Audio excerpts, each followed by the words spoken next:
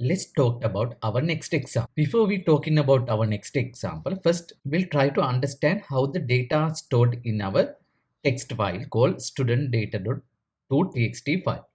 So that need to be understand first in order to think about how we can read this data. So let's open that student underscore data2.txt file. So now you can see that file containing the each line containing the string student number and 3 subject marks. So we have 4 rows of those information. First one you have the student number, then 3 subject marks. Now considering about that, so what I have done in this program, as a preprocessor directive, I have defined a variable called size, which is equal to 10. Right? Then using that variable, I have declared two-dimensional arrays. The first two-dimensional array will store our student numbers. The second two-dimensional array, that is integer two-dimensional array, which stores the 10 students marks for 3 subjects. Right? So that is why first dimension indicates how many rows in your table. Second dimension indicates how many columns. So it can store 10 different student 3 subject marks. Right? What is the advantage of defining our arrays using size variable? So whenever you want to increase the array size, you just come here and change it. So you don't have to go into each step and change it. So that is the advantage of kind of defining your array sizes using a preprocessor directive.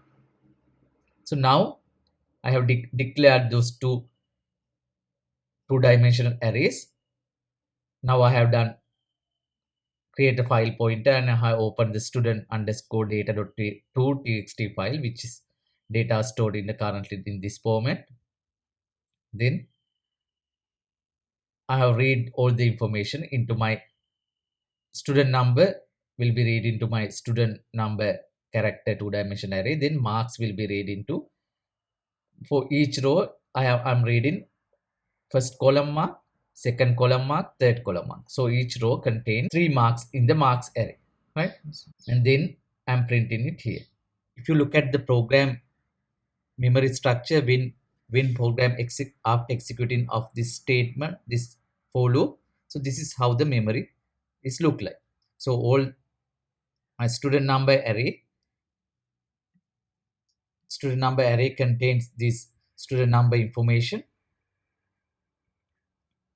Student number array contain my student numbers, and the marks contain in the first row in marks array contain the first student 3 marks, 3 subject marks. Second row containing the second student 3 subject marks. Third row containing the third student 3 subject marks. Fourth row containing fourth student 3 subject marks. So this is how my memory look like after execution of this for loop. So advantage of this one, like you have all the marks in a one two-dimensional array and you have student numbers in one separate array. Why we cannot combine both these student numbers and marks arrays? Because student number is a character array and marks is a integer array. So we cannot combine this information into one dimensional array because data types are not matched. Because of that, we have to create two-dimensional arrays. First two-dimensional array will store the student numbers. Second two-dimensional array will store the relevant marks for a student number. So if you want to access the first student information, you want to access the first row of your student number as well as first row of your marks array. So that is what I have done it here in the printf statement. When I'm printing, I'm accessing the student number, and then the marks array, I'm accessing the each row. If when I equal to 0, then student number array first row, marks equal to 0 means student number first row, first column, first row, second column, first row, third column. Likewise, I will access the each student mark. So this way will give us a more efficient way to store our multiple marks in a one two-dimensional array. Let's try to execute this program and see the outcome of this program.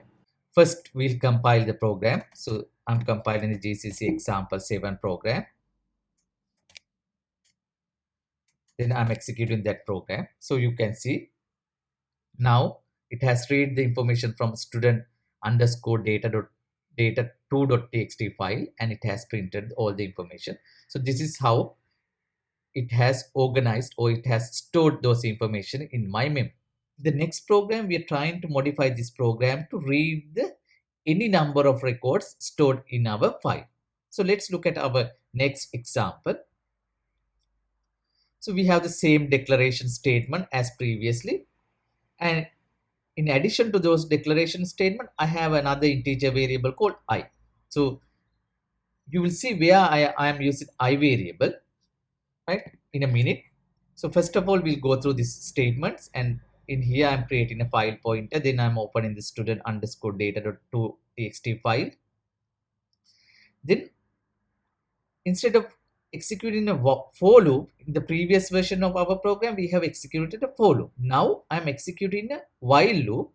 In here, initially I have set up my I to be 0. Then I'm trying to execute my while loops. In the while loop, we need to check whether this while condition becomes true or false first of all. So I'm checking this condition. In order to check this condition, I'm executing this fscanf command. When I'm executing the fscanf command, if it reads the student number from my file stream, then it will return a success to my program. Then I'm checking is success is equal to not equal to end of the file. Right? So end of the file is a special character.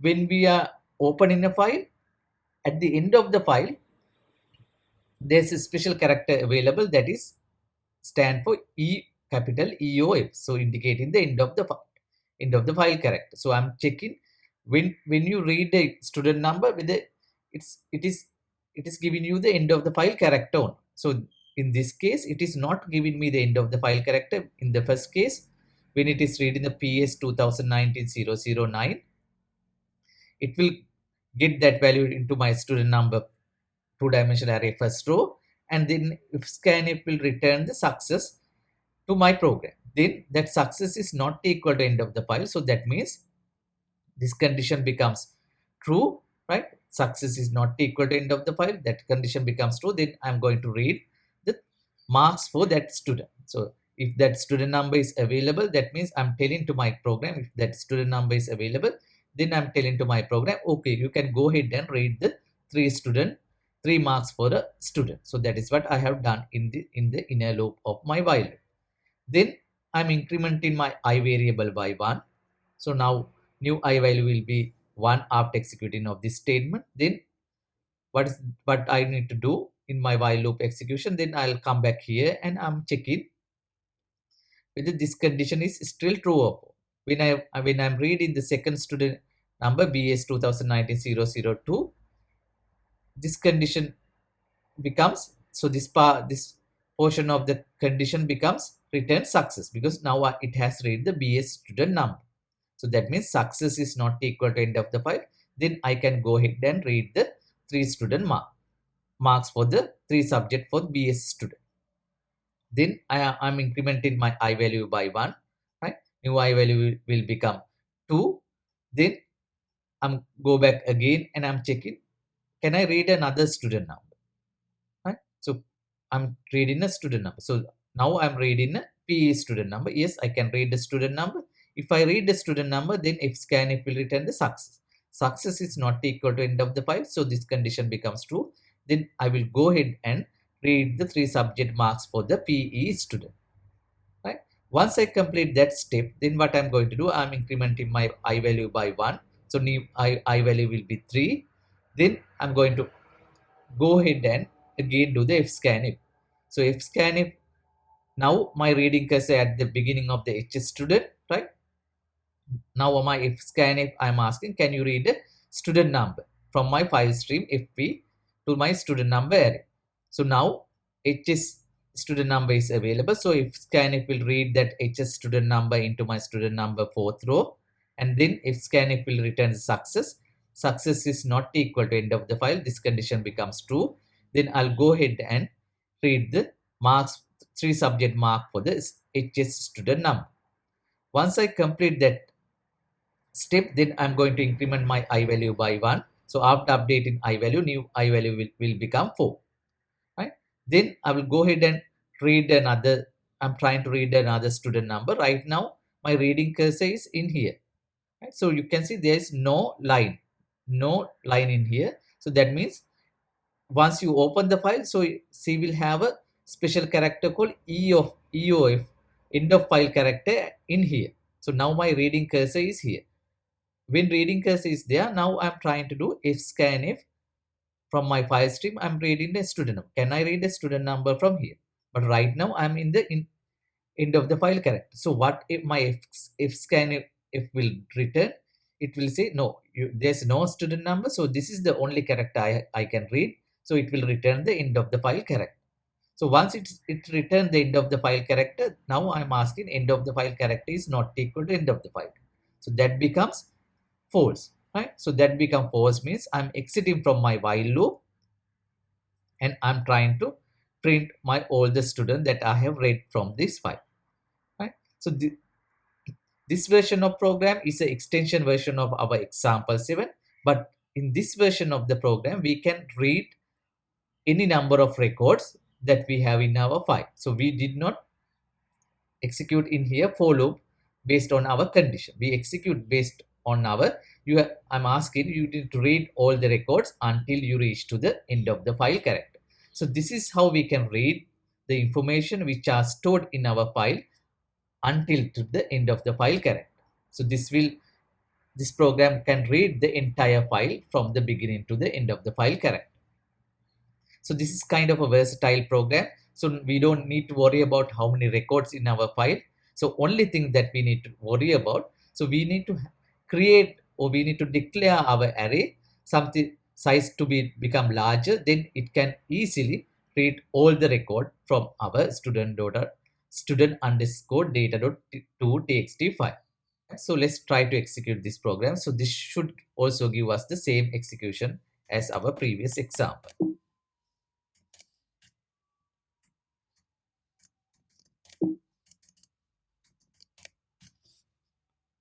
So now you can see it has the same execution, but this time we have read the information using a while loop. So while until you reach to the end of the file character, read all the information. So if I add another new student, so it should read that student as well into my array. So let's say PS 2000 1900. So this information need to be read in my program as well. So now you can see my program is now able to read first four information as well as the last information that I have added to my file, right? So this way we don't have to worry about our compiling program again and again. So you can freely add any number of records to your file and you can read all the information in your program without doing any modification to your program. The only thing that you need to keep in mind when you're declaring the arrays, you need to create a little bit larger size. In this case, I have created 10. So that means I can add 10 student information without modifying my program and it should be able to read all the 10 student information. If you have large number of records, then it's better to create this size to be 1000 or something like that. Then you should be able to create the entire file without getting an segmentation fault error. I hope you all understood about this example. So in next video, we will go through our next example.